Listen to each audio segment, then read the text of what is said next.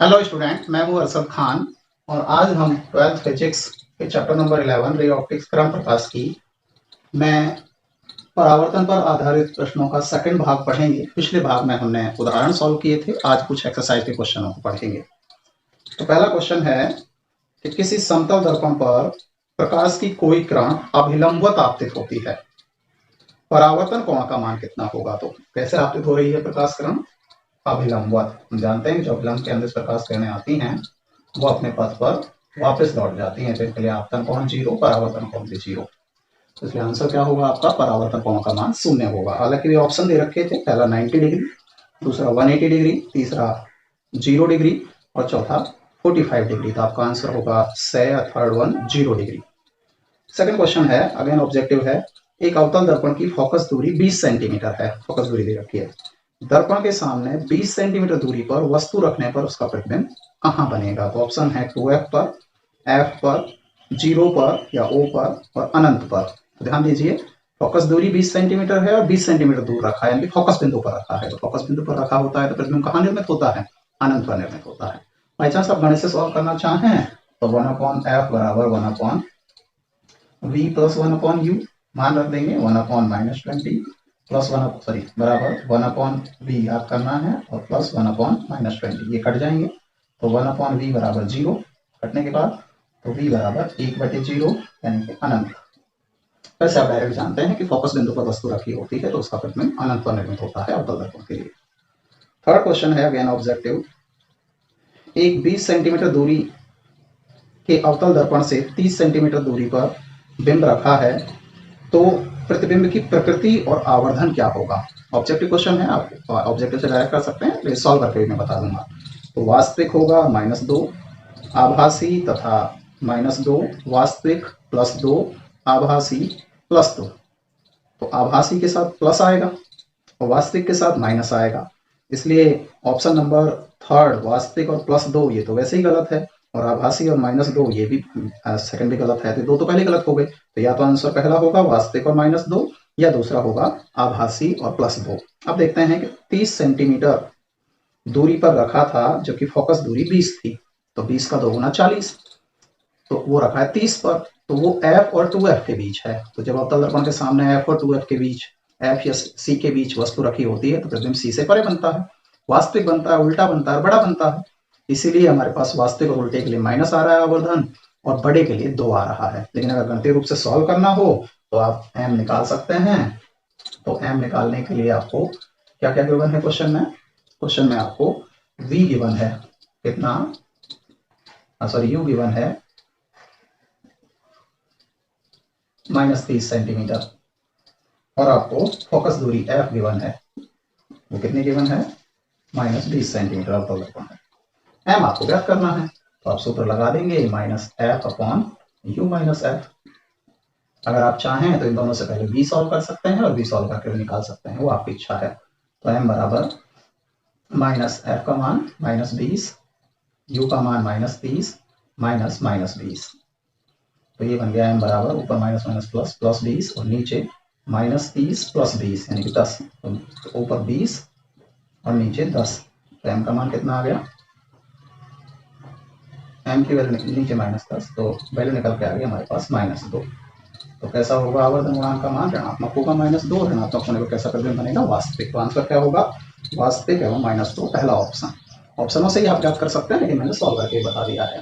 Next question है, वस्तु से बड़े आकार का काल्पनिक प्रतिबिंब, आभासी प्रतिबिंब बनाया जा सकता है। पहला ऑप्शन है उत्तल दर्पण द्वारा, दूसरा अवतल दर्पण द्वारा, तीसरा समतल दर्पण द्वारा और अवतल लेंस द्वारा। लेकिन लेंस नहीं पढ़े, लेकिन अवतल लेंस जो है वो हमेशा छोटे और सीधे प्रतिबिंब बनाता है। हमारा ऑप्शन दर्पण से ही आ जाएगा। उत्तल दर्पण छोटे, आभासी और सीधे प्रतिबिंब बनाता है। तो काल्पनिक तो है लेकिन वो छोटे हैं, हमें चाहिए काल्पनिक और बड़ा। समतल दर्पण काल्पनिक सीधा यानी कि बराबर आकार का बनाता है। अवतल दर्पण जो है वो अपनी छठी अवस्था में, पहली 5 अवस्था में वास्तविक और उल्टा बनाता है, लेकिन छठी अवस्था में आभासी और सीधा बनाता है, वो बड़ा होता है वस्तु से। और ये मैंने बताया भी था आपको पढ़ाते टाइम कि अवतल दर्पण ही एक ऐसा दर्पण है जो वस्तु का बड़ा और सीधा प्रतिबिंब बना सकता है। बड़ा और सीधा आभासी प्रतिबिंब बनाने के लिए अवतल दर्पण का उपयोग भी करते हैं। तो आपका सेकंड ऑप्शन सही है। नेक्स्ट क्वेश्चन है, एक 24 सेंटीमीटर फोकस दूरी वाले अवतल दर्पण के सामने 36 सेंटीमीटर दूरी पर रखे एक बिंब के प्रतिबिंब की दूरी ज्ञात कीजिए। तो आपको फोकस दूरी दे रखी है अवतल दर्पण की, तो कौन सा दर्पण है? अवतल दर्पण। फोकस दूरी कितनी दे रखी है? -24 सेंटीमीटर। वस्तु रखी हुई है 36 पर, तो वास्तविक बिंबों के लिए नेगेटिव, तो -36 सेंटीमीटर प्रतिबिंब दूरी आपको ज्ञात करनी है। सिंपल क्वेश्चन है। लगा दीजिए दर्पण सूत्र 1/v + 1/u = 1/f। तो 1/v ज्ञात करना है, तो 1/f - 1/u वैल्यू रख देंगे। 1/f का मान -24 माइनस 1/u का मान -36, माइनस माइनस प्लस हो गया। इसे हम आगे लिख सकते हैं प्लस वाले को, तो 1/36 प्लस का 1/24 माइनस का एलसीएम ले लिया 72। ये 2 बार गया तो 2 और इसका 3 बार गया तो 3, तो 1/v बराबर आ गया -1/72। उल्टा करना ना भूलें, तो v बराबर आ गया -72 सेंटीमीटर। कथन के रूप में लिखना होगा हमें। तो जो प्रतिबिंब है वो दर्पण के सामने दर्पण के ध्रुव से 72 सेंटीमीटर की दूरी पर निर्मित होगा। अगला क्वेश्चन है, समतल दर्पण की फोकस दूरी कितनी होती है? तो फोकस दूरी वर्ड हालांकि हमने गोलीय दर्पणों के लिए प्रयोग किया है, लेकिन क्या थी फोकस दूरी? कि जो दर्पण है वो जिस गोले में से काटा गया उस गोले का जो केंद्र है, जो सपोज ये दर्पण है और उस गोले का जो केंद्र है वो वक्रता केंद्र है, और उसके लगभग आधे पर, लगभग समविभाजित करने वाले बिंदु पर फोकस बिंदु है। ये फोकस दूरी है। अगर जब सपोज हम ऐसा दर्पण ना लेकर थोड़ा ऐसा लेते हैं तो इसका गोला ऐसा होगा, वक्रता केंद्र दूर जाएगा, फोकस बिंदु दूर जाएगा, फोकस दूरी बढ़ेगी। इसके विपरीत हम ऐसा लेते हैं जिसकी वक्रता अधिक है, तो वो छोटा गोला बनेगा, वक्रता केंद्र नजदीक मिलेगा, फोकस बिंदु नजदीक मिलेगा, फोकस दूरी घटेगी। तो अगर हम वक्रता बढ़ाते हैं तो फोकस दूरी घटेगी। तो वक्रता के बढ़ने पर फोकस दूरी घटेगी, और वक्रता के घटने पर यानी कि सीधा बनाने पर, वक्रता बढ़ने का मतलब टेढ़ा बनाना, फोकस दूरी घटेगी बढ़ेगी। लेकिन जब हम समतल दर्पण की बात करते हैं तो वो तो बिल्कुल ऐसा है, उसमें तो हमारी वक्रता खत्म ही हो गई, वक्रता शून्य हो गई, तो फोकस दूरी कितनी हो जाएगी? अनंत हो जाएगी, क्योंकि इसको गोला निर्मित करना है तो वो अनंत वक्रता त्रिज्या और अनंत फोकस दूरी का गोला निर्मित करना होगा। तो इसलिए समतल दर्पण की जो फोकस दूरी होती है वो अनंत होती है। अगले हमारे थ्योरेटिकल क्वेश्चन हैं जिनका अलग अलग स्लाइड में आपको आंसर मिल जाएगा।